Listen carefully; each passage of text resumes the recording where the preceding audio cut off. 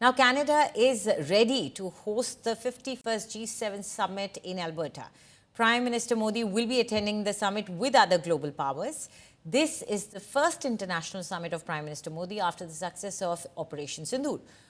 United States President Donald Trump, French President Emmanuel Macron and United Kingdom Prime Minister Keir Starmer have already reached Canada. Prime Minister Modi will depart from Cyprus to Canada at about 4:40 in the evening.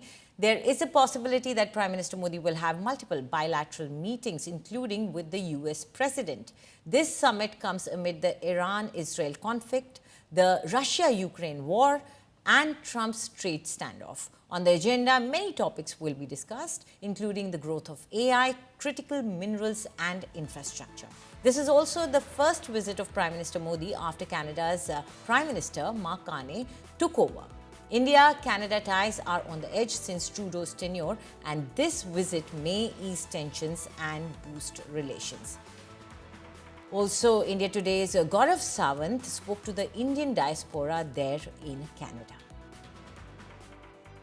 The tricolour and of course the Prime Minister's image and the Indian community with the tricolour high in Calgary. This is perhaps the most beautiful part of Canada, and this is where the Prime Minister is coming. With me are people who are engaged in the oil business here, the IT business, students and of course political leaders. But let's begin by talking to the Indian community and asking them, tell me, what's the Prime Minister's visit likely to bring here? So I think this is really good news, and we are very excited that Prime Minister is coming here. First of all, it's going to be definitely help building the relationship between these two countries, which seems like broken for quite long.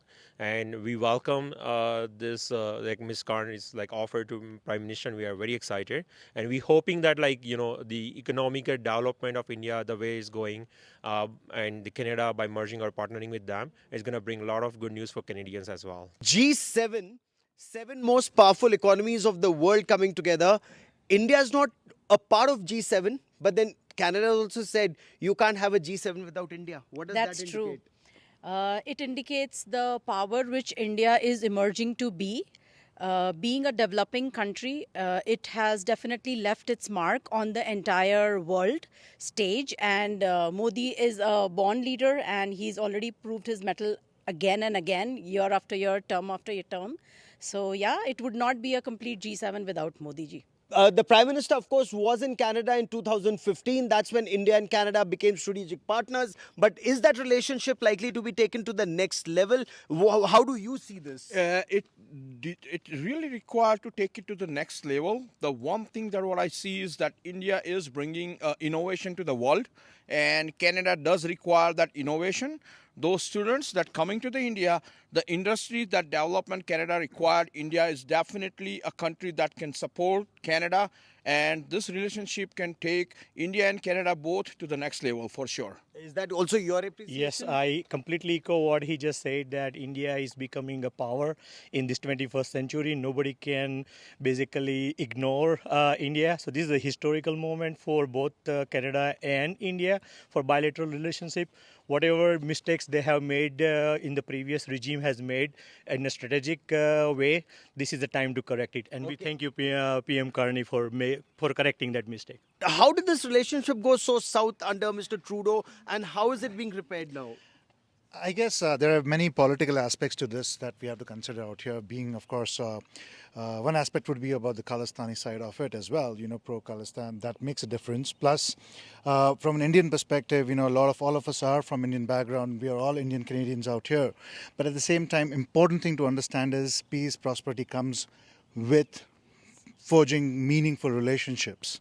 No, but are you able to counter the Khalistani elements? At the same time, that is something which, as a Canadian, I would want that our new Prime Minister, Mr. Carney, actually leads into that conversation with them and bring peace. Because the communique for this G7 is about bringing peace.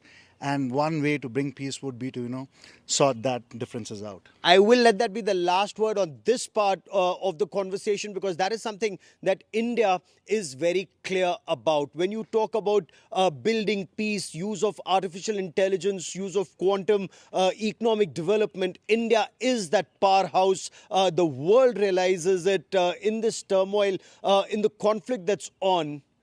Will the world be able to find common ground?